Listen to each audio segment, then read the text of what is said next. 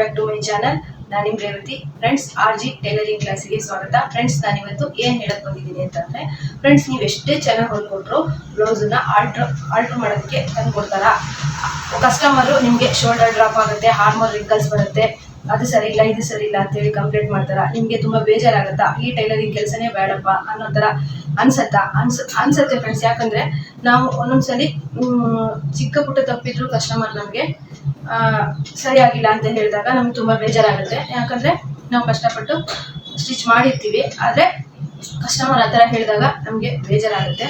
ಆದ್ರೆ ಆ ಥರ ಹೇಳ್ಬಾರ್ದು. ಇನ್ನು ನೀವು ಪರ್ಫೆಕ್ಟ್ ಆಗಿ ಬ್ಲೌಸ್ ಅನ್ನ ಯಾವ ರೀತಿ ಸ್ಟಿಚ್ ಮಾಡಬೇಕು, ಸ್ಟಿಚ್ ಮಾಡುವಾಗ ಬಿಗಿನರ್ಸ್ ಕಲಿತಿದ್ರೆ ಏನೆಲ್ಲ ತಪ್ಪು ಮಾಡಿದ್ರಿಂದ ಕಸ್ಟಮರ್ ನಮ್ಗೆ ಯಾವ ರೀತಿ ಬ್ಲೌಸ್ ಅಲ್ಲಿ ಅದು ಸರಿ ಇಲ್ಲ ಇದು ಸರಿ ಇಲ್ಲ, ನನಗೆ ಶೋಲ್ಡರ್ ಡ್ರಾಪ್ ಆಗುತ್ತೆ, ಹಾರ್ಮೋನ್ ರಿಂಕಲ್ಸ್ ಬರುತ್ತೆ ಅಂತ ಹೇಳ್ಬಿಟ್ಟು ನಿಮ್ಗೆ ಕಂಪ್ಲೇಂಟ್ ಮಾಡ್ತಾರೆ, ಬೇಜಾರು ಮಾಡ್ತಾರೆ. ಆ ಥರ ಎಲ್ಲ ಆಗೋದು ಇನ್ನು ಮುಂದೆ ಆಗಲ್ಲ. ಆ ರೀತಿ ಯಾವ ರೀತಿ ನೀವು ಸ್ಟಿಚ್ ಮಾಡಬೇಕು, ಬ್ಲೌಸ್ ಅನ್ನ ಫಸ್ಟ್ ಇಂದ ಕೊನೆವರೆಗೂ ಯಾವ ರೀತಿ ನೀವು ಸ್ಟಿಚ್ ಅನ್ನ ಮಾಡಬೇಕು ಅಂತ ಹೇಳ್ಬಿಟ್ಟು ನಾನು ಇವತ್ತು ಹೇಳ್ಕೊಡ್ತೀನಿ.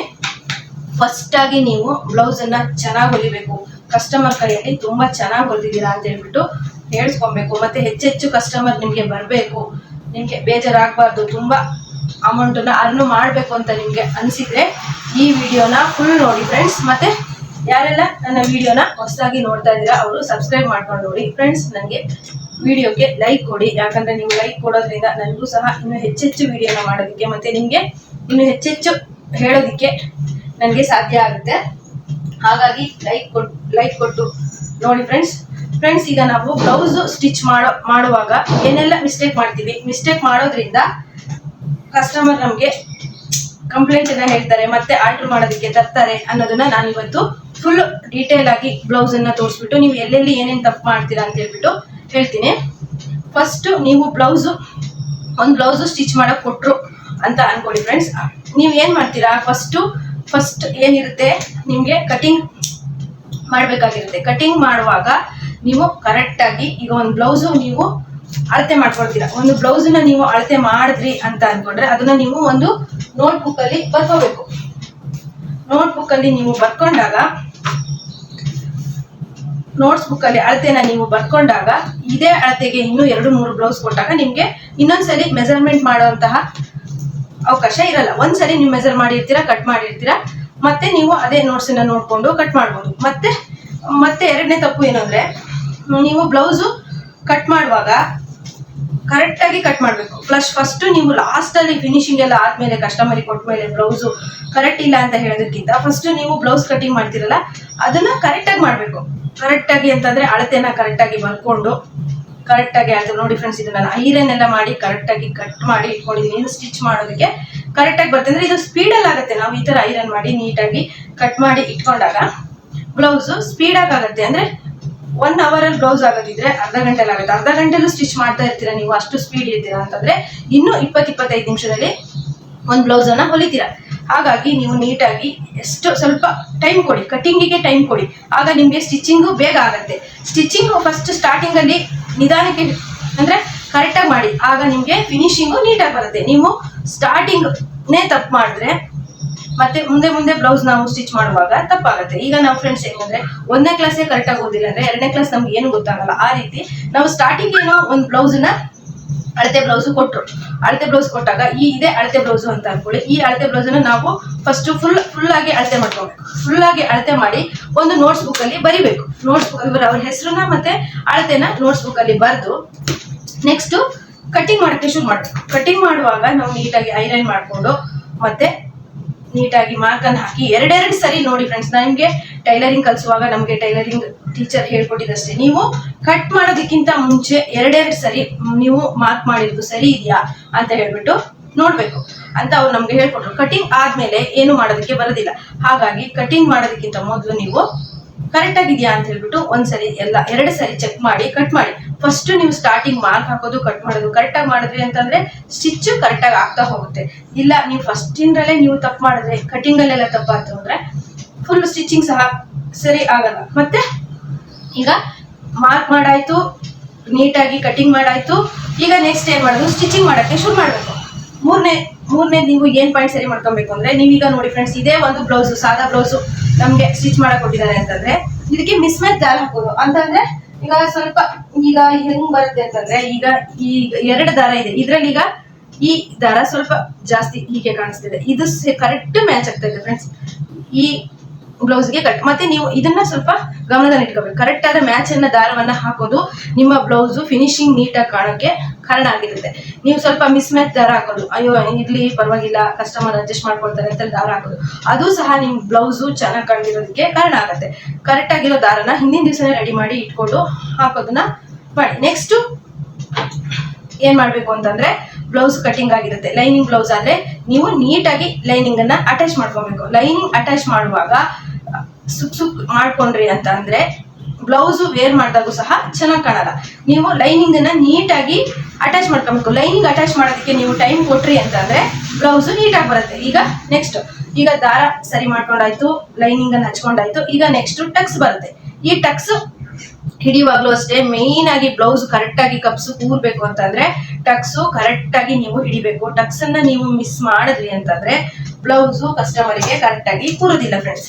ಟಕ್ಸ್ ಅನ್ನ ನೀವು ನೀಟಾಗಿ ಟೈಮ್ ಕೊಟ್ಟು ಹೊಲಿಬೇಕು. ನೀವು ಫಸ್ಟ್ ಸ್ಟಾರ್ಟಿಂಗ್ ಇಂದ ನೀವು ಬ್ಲೌಸ್ಗೆ ಟೈಮ್ ಕೊಟ್ಟಾಗ ಲಾಸ್ಟ್ ಅಲ್ಲಿ ಯಾವುದೇ ತರ ಮಿಸ್ಟೇಕ್ ಆಗ್ದೇನೆ ಫಿಟ್ಟಿಂಗ್ ಅನ್ನೋದು ಕರೆಕ್ಟ್ ಆಗಿ ಬರುತ್ತೆ. ನನಗೆ ವ್ಯೂವರ್ಸ್ ಕೇಳಿದ್ರು ಫ್ರೆಂಡ್ಸ್ ಫಿಟ್ಟಿಂಗ್ ತೋರಿಸಿ ಅಂತ ಹೇಳ್ಬಿಟ್ಟು, ಇದು ಫಿಟ್ಟಿಂಗಿಗೂ ಅದೇ ಕಾರಣಕ್ಕೆ ಕಟಿಂಗ್ ಕರೆಕ್ಟಾಗಿ ಮಾಡಿದ್ರೆ ನೀವು ಸ್ಟಿಚಿಂಗ್ ಕರೆಕ್ಟಾಗಿ ಮಾಡಿದ್ರೆ ಲಾಸ್ಟ್ ಅಲ್ಲಿ ಫಿಟ್ಟಿಂಗ್ ಏನು ಸಮಸ್ಯೆ ಇರಲ್ಲ, ಫಿಟ್ಟಿಂಗ್ ಕರೆಕ್ಟ್ ಆಗಿ ಬರುತ್ತೆ.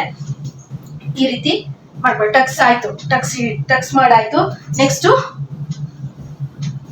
ಬ್ಯಾಕ್ ಅಲ್ಲಿ ಸ್ಟಿಚ್ ಮಾಡ್ಕೊಳ್ಳೋದು, ಶೋಲ್ಡರ್ ಸೇರಿಸ್ಕೊಳ್ಳೋದು.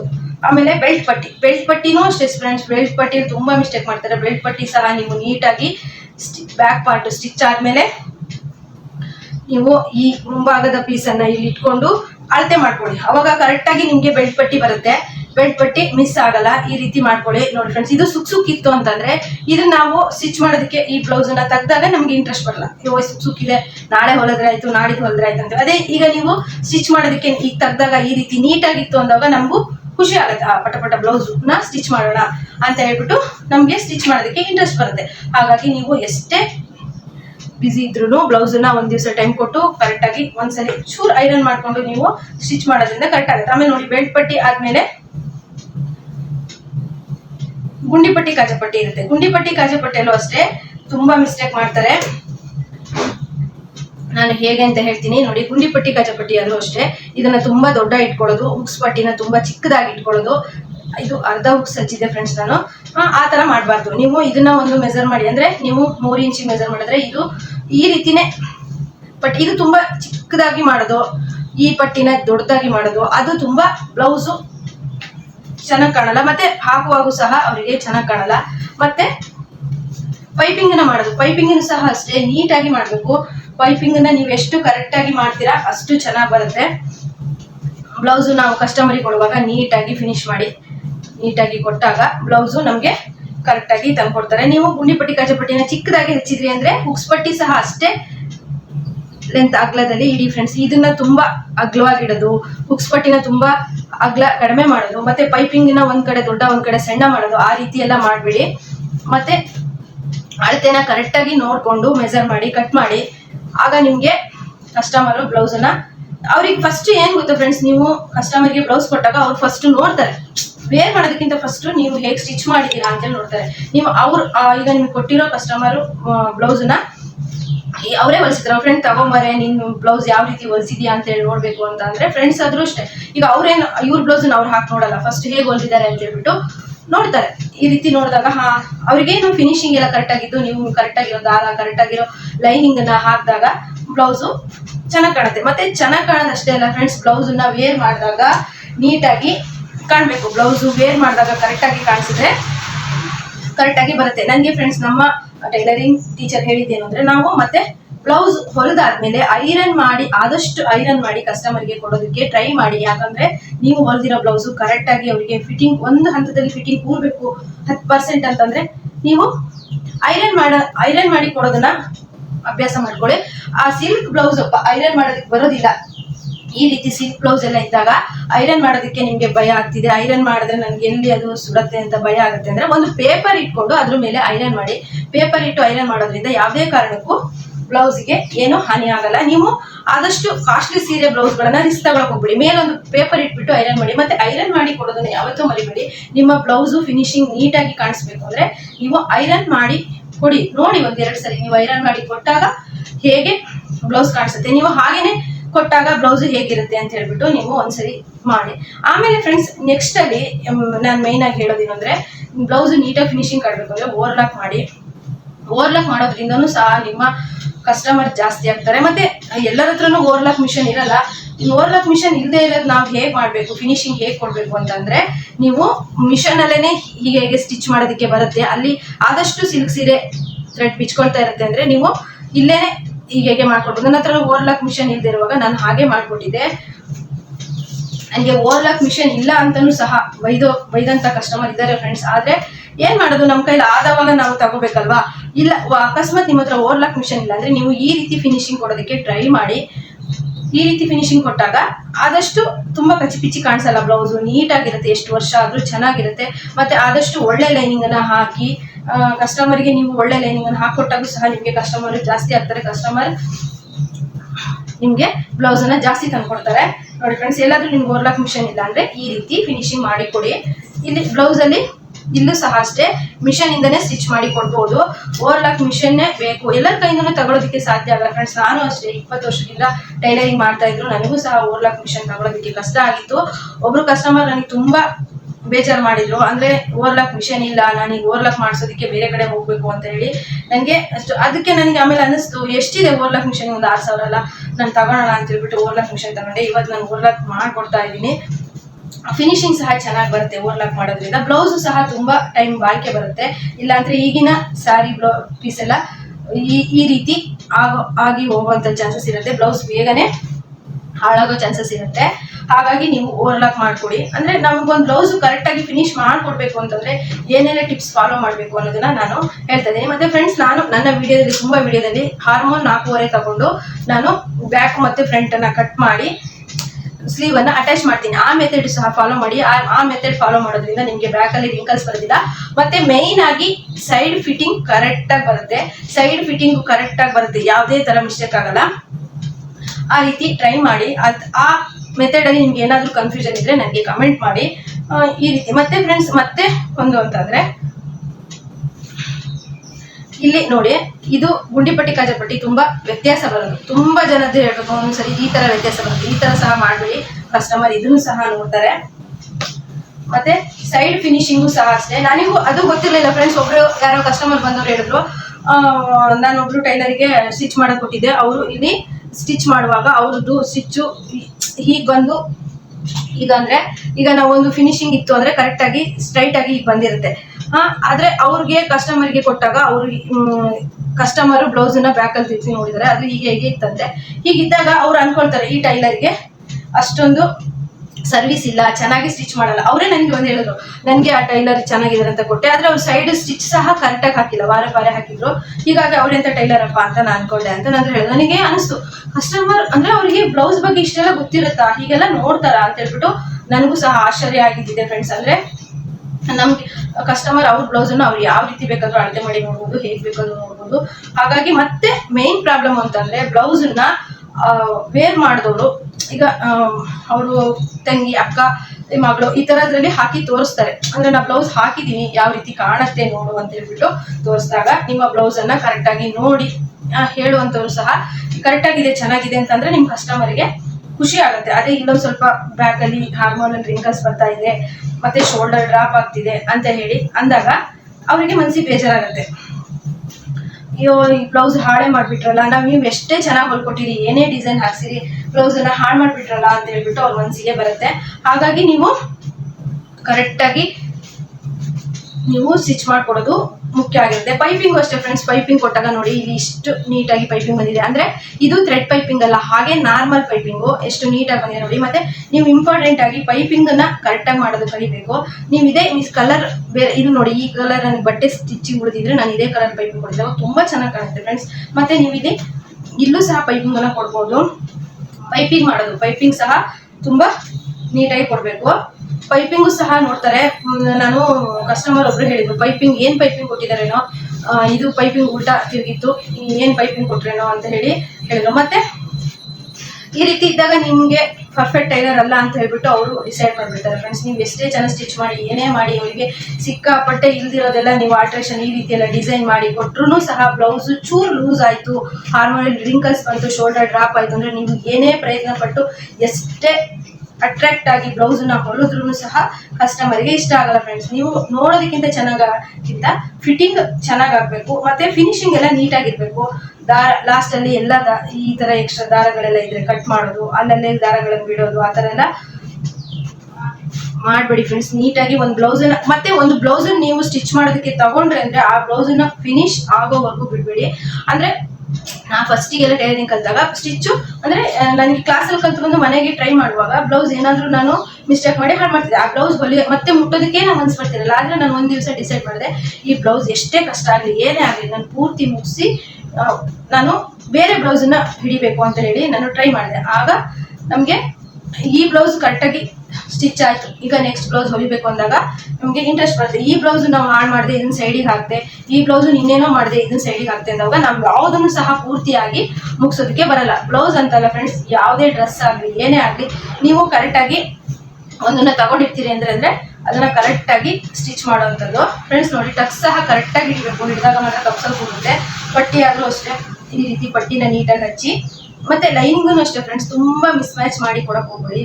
ಅಷ್ಟು ಬ್ಲೌಸು ಚೆನ್ನಾಗಿ ಕಾಣಲ್ಲ. ಕರೆಕ್ಟಾದ ಮ್ಯಾಚಿಂಗ್ ಹಾಕಿ ಬ್ಲೌಸನ್ನು ಸ್ಟಿಚ್ ಮಾಡಿಕೊಡಿ. ಮತ್ತು ಕಸ್ಟಮರ್ ಹತ್ರ ನೀವು ಕರೆಕ್ಟಾಗಿ ಅವ್ರ ಹತ್ರ ನೀವು ರೆಸ್ಪಾನ್ಸ್ ಮಾಡಿ, ಅವ್ರು ಬಂದ ತಕ್ಷಣ ರೆಸ್ಪಾನ್ಸ್ ಮಾಡಿಬಿಟ್ಟು ನೀವು ಕರೆಕ್ಟಾಗಿ ಅಳತೆ ತಗೋದಾಗಲಿ, ಅವ್ರು ಹೇಳಿದ್ದಕ್ಕೆ ಒಂದು ರೆಸ್ಪಾನ್ಸ್ ಮಾಡೋದಾಗಲಿ ಮಾಡಿದಾಗ ನಿಮಗೆ ಕಸ್ಟಮರ್ ಜಾಸ್ತಿ ಆಗ್ತಾರೆ.